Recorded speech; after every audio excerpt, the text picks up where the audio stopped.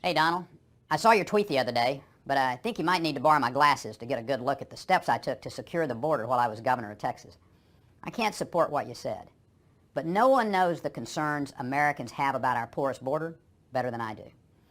You see, as governor for 14 years of the state with the longest border with Mexico, I know that there can be no national security without border security.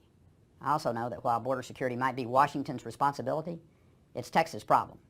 That's why under my leadership, Texas dedicated nearly $1 billion to border security efforts, including surge operations and the creation of Texas Ranger recon teams.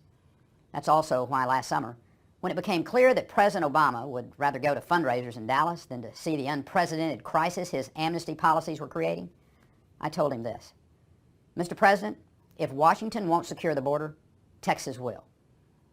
You might have forgotten, Donald, that I deployed the Texas National Guard to supplement our state law enforcement surge operations, which work to combat illicit activities in the border region like drug, weapons, and human trafficking.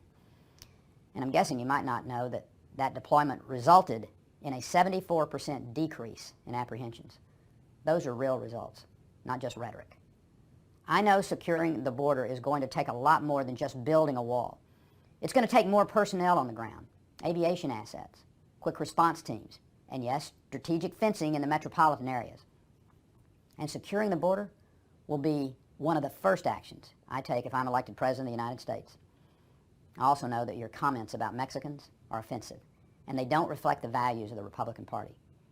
Mexican Americans have been part of the fabric of Texas from the very beginning, and have fought on behalf of our state and our country from the Alamo to Afghanistan. Donald, you might want to take a trip down to Texas sometime to meet some of the Hispanic Americans who've helped make our nation great, and to learn a little bit about what we need to do to secure our border with Mexico. Otherwise, your remarks might make for good reality TV, but they're way out of touch with reality.